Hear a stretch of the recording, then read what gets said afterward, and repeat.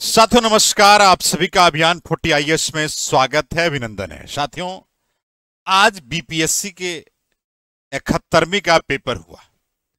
Science में अगर हम लोग बात करें फिजिक्स, तो 10 क्वेश्चन फिजिक्स से पूछे गए थे कुल, जिसमें न्यूमेरिकल भी थे।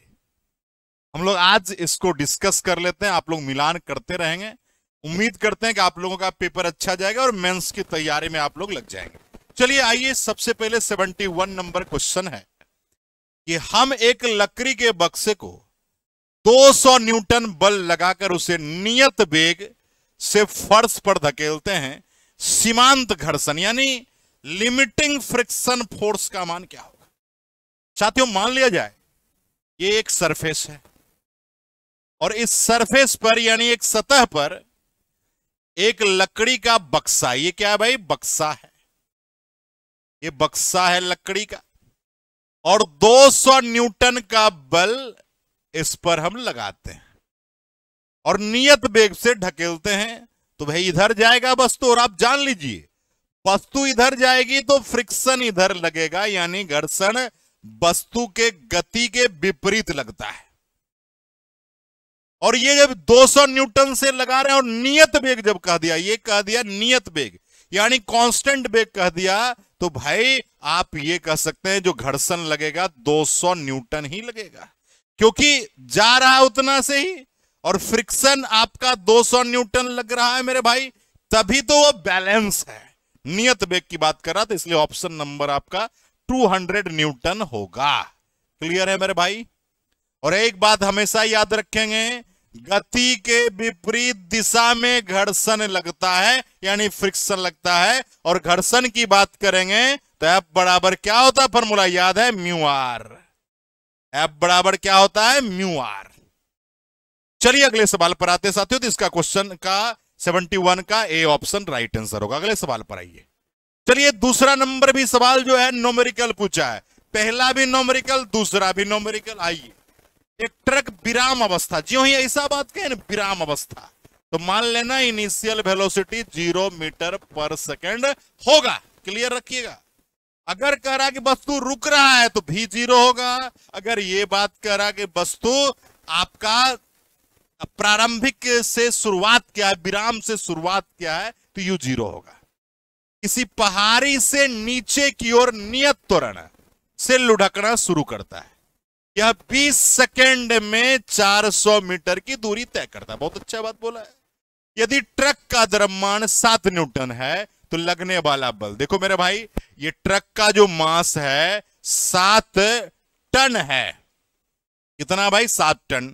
ये मास है 7 टन, तो मेरे भाई इसको टन को किलोग्राम में बदलो, तो एक टन में कितना किलोग्राम जी? 1000 किलोग्राम। तो ये कितना हो जाएगा? 7000 किलोग्राम हो जाएगा। क्लियर है अपनी बात? अब देखो, हमें लगना है भाई बल निकालना है। आप जानते हो F बराबर क्या चीज? ma, mass into acceleration.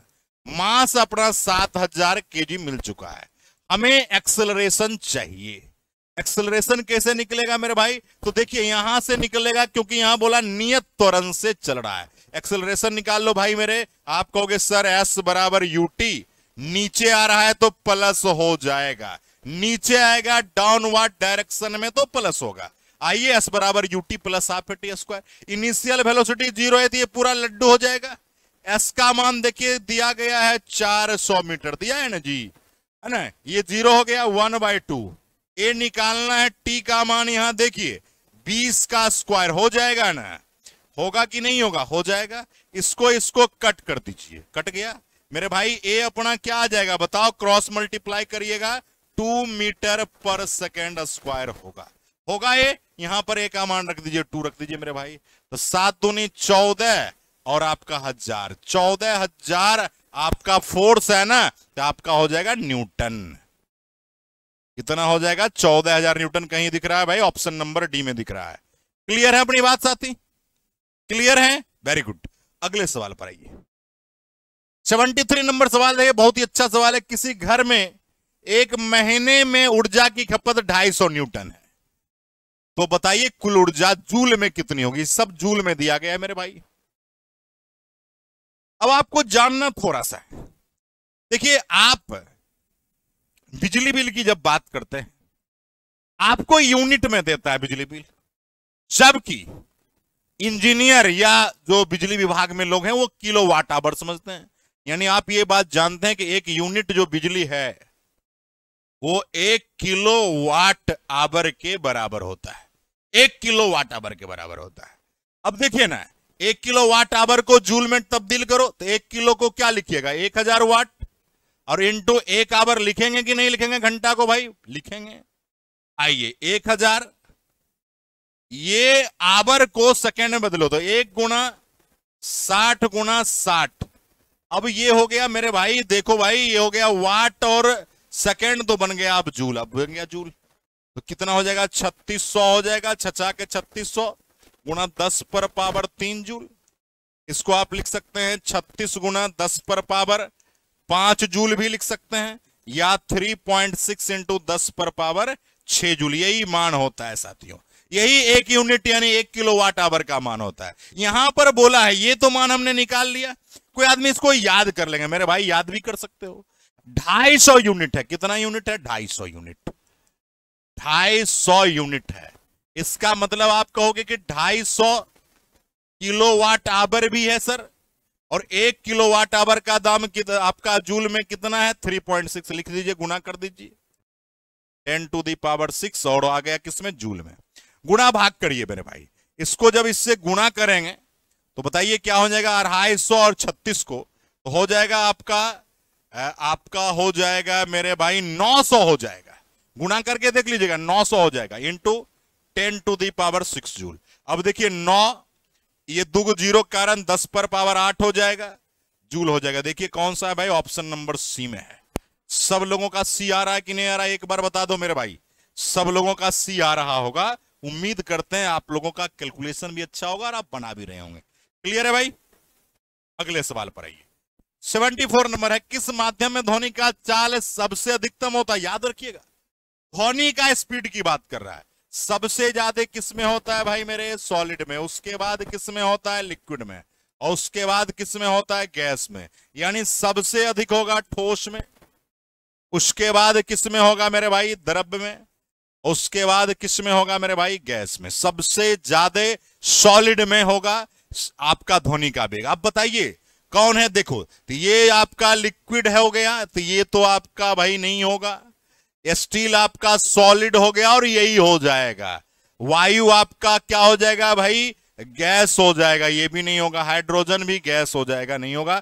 सबसे अधिक स्टील में होगा, यानी मैंने कहा सबसे अधिक सॉलिड में, उसके बाद लिक्विड में, उसके बाद गैस में। क्लियर है। जितने भी सारे सवाल मैं करा रहा हूं ये सारे सवाल आसान सवाल हैं और आप लोगों को क्लास में भी पढ़ाया गया साथियों। और जो अभियान 40 IAS का नोट्स है, जो हमारे द्वारा लिखा गया किताब है, उसमें आप साइंस मिलान कर सकते हैं। आपको बहुत सारे क्वेश्चंस डायरेक्ट पूछे गए हैं। चलिए नेक्स्ट सवाल पर आते हैं साथियों। 75 नंबर सवाल, मुक्त रूप से गिरते हुए पिंड का पोटेंशियल एनर्जी, पोटेंशियल यानी स्थितिज ऊर्जा लगातार कम हो जाती है। क्यों हो जाती है, देखिए होता क्या है, ऊर्जा संरक्षण का आप सिद्धांत पढ़े हैं। ऊर्जा संरक्षण का सिद्धांत क्या कहता है, ऊर्जा ना तो आप उत्पन्न कर सकते हो ना ही विनाश कर सकते हो, सिर्फ एक फॉर्म से दूसरे फॉर्म में यानी एक रूप से दूसरे रूप में बदल सकते हो। यहां कह रहा है कि मुक्त रूप से गिरते हुए पिंड की पोटेंशियल एनर्जी कम रही है। इसका मतलब मेरे भाई आपका पोटेंशियल एनर्जी कम रही है, ऐसा कहा गया है। तो बताइए क्या होने वाला है, पोटेंशियल एनर्जी कम रहा है तो क्या होने वाला है। अरे भाई ऊर्जा संरक्षण का सिद्धांत ही काम कर रहा है, उल्लंघन नहीं है। उल्लंघन है नहीं, ऊर्जा संरक्षण का सिद्धांत ही कहता है कि ऊर्जा का सिर्फ क्या होता है, रूपांतरण होता है। एक फॉर्म से दूसरे फॉर्म में बदलते हैं, यानी उल्लंघन नहीं है। चलिए मेरे भाई ऑप्शन नंबर है। और एक बात जान लीजिएगा, काइनेटिक एनर्जी का भी 2 फॉर्मूला हमने आपको पढ़ाया है, 1/2mv²। काइनेटिक एनर्जी का दूसरा फॉर्मूला है p²/2m। पोटेंशियल एनर्जी का आपका है mgh, और पोटेंशियल एनर्जी का एक दूसरा फॉर्मूला है 1/2kx²। ये सारे कॉन्सेप्ट हम आपको क्लासरूम में करा चुके हैं साथियों, आप लोग मिलान कर सकते हैं। चलिए भाई अगले सवाल पर आइए।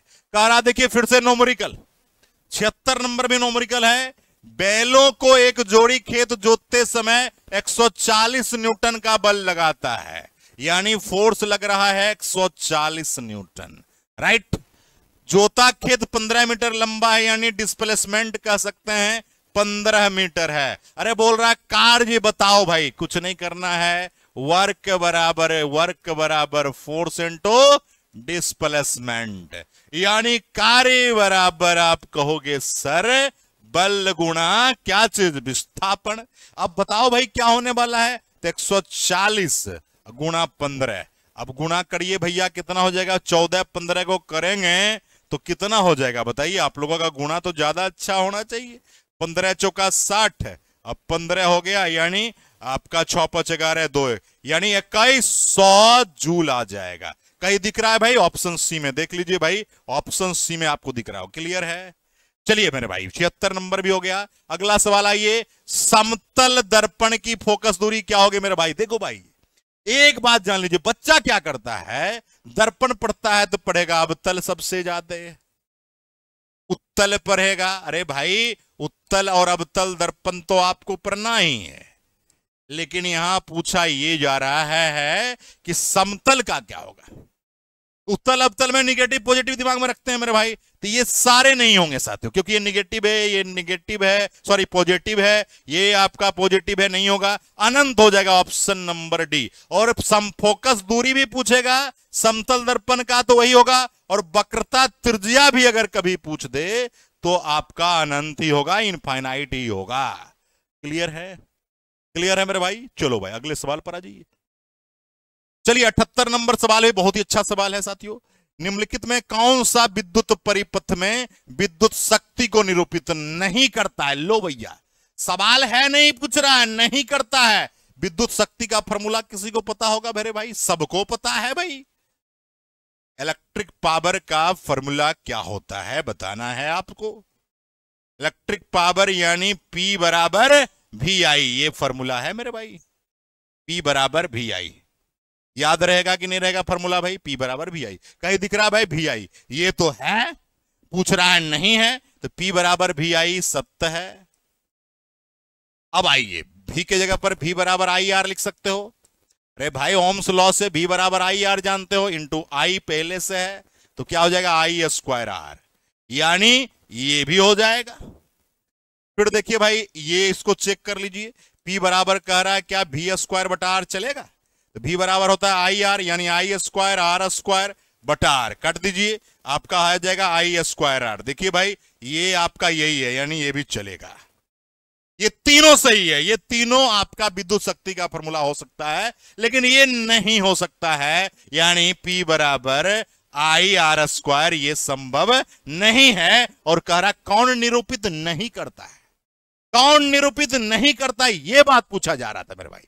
अगले सवाल पर आइए साथियों, कह रहा आपसे लघु पथन के समय सर्किट में विद्युत धारा का मान क्या होगा, यानी शॉर्ट सर्किट के समय आपका इलेक्ट्रिक करंट का मान क्या होगा। देखिए शॉर्ट सर्किट जब भी होगा, एक बात एकदम दिमाग में गांठ बांध लीजिए, शॉर्ट सर्किट जो ही होगा तो रेसिस्टेंस 0 हो जाएगा, यानी प्रतिरोध 0 हो जाएगा।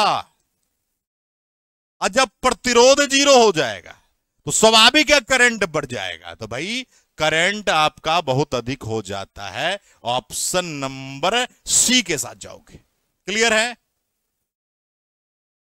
और आपका फिजिक्स का लास्ट सवाल है साथियों, कह रहा है उपकरण को विद्युत आघात से बचाने वाली युक्ति। देखिए शॉर्ट सर्किट अगर बात हो रहा है, कभी मान ले जाए कोई उपकरण है, आयरन है, पंखा है, टीवी है, डिजिटल बोर्ड है, कुछ भी चीजें हैं, कंप्यूटर है, आप चाहते हैं कि आपका बचा रहे, तो आजकल देखिएगा मॉडर्न युग है, सब लोग सब जगह फ्यूज लगा दिया है। अगर ज्यादा वोल्टेज का आपका उतार चढ़ाव होगा, फ्यूज उड़ जाएगा, फ्यूज उड़ जाएगा तो आपका करंट फ्लो बंद हो जाएगा, जिससे आपका जो उपकरण है वो आपका सही सलामत रह जाएगा, तो फ्यूज आंसर होगा। यहां पर बोला जनरेटर का क्या काम है भाई, मोटर का काम क्या है, धारा नियंत्रक। धारा नियंत्रक तो फिक्स है भाई कि करंट को इंक्रीजिंग और डिक्रीजिंग में काम करेंगे, यानी बढ़ाने और घटाने की बात करेंगे, ये तो बात आपका मान लिए, इंक्रीज और डिक्रीज, बढ़ाने घटाने। मोटर का क्या काम है मेरे भाई? अगर जनरेटर की बात करेंगे, मोटर का काम है कि आपका मोटर और जनरेटर में कुछ संबंध भी होगा। जनरेटर में बात करेंगे, जनरेटर का मेन रूप से काम है कि इलेक्ट्रिक पावर को फ्लो कराना काम है। लेकिन इसमें जो डायनमो लगा रहा था, जनरेटर में क्या लगा रहा था भाई मेरे? क्या लगा रहा था? डायनमो। ये क्या करता है मेरे भाई?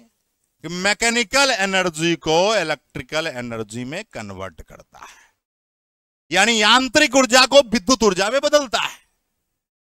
और मोटर इसके ठीक अपोजिट करता है, इलेक्ट्रिकल एनर्जी को मैकेनिकल एनर्जी में बदलता है, यानी विद्युत ऊर्जा को यांत्रिक ऊर्जा में बदलता है। मेरे भाई 10 सवाल थे। जो अभियान 40 IAS का जो साइंस का हमने जो बुक्स रखा है, जो बनाया है, उसमें आप जाके देखिएगा, आपको बहुत सारे चीज मिलेंगे। साथियों, फिजिक्स में 10 आपको क्वेश्चंस आए थे। साइंस का इंपॉर्टेंस पहले भी था, आज भी है साथियों, इसलिए आप लोगों को पढ़ना है। देखिए 10 साइंस में 4 न्यूमेरिकल सवाल पूछा है, 4 न्यूमेरिकल पूछा है। देखिए, एक सवाल न्यूमेरिकल, दूसरा सवाल न्यूमेरिकल, तीसरा सवाल न्यूमेरिकल, चौथा नहीं है मेरे भाई आपका, ये आपका 76 नंबर, ये भी सवाल न्यूमेरिकल पूछा है साथियों। यानी अगर आप देखेंगे साथी, तो 10 में 4 न्यूमेरिकल पूछा है। और मैं जब भी क्लास कराता हूं, आप लोग देखे भी होंगे, न्यूमेरिकल के पैटर्न पर मेरी क्लासेस रहती है। और बहुत सारे लोग ये भी कहे न्यूमेरिकल, देखिए न्यूमेरिकल अगर आपका क्लियर हो जाएगा ना, तो डेफिनेट है कि आपका जो थ्योरी का भी कॉन्सेप्ट छोटा छोटा भूल जाते हैं, वो भी क्लियर हो जाएगा। चलिए, बहुत बहुत धन्यवाद, जय हिंद, बहुत बहुत स्वागत है, अभिनंदन है अभियान 40 IAS में।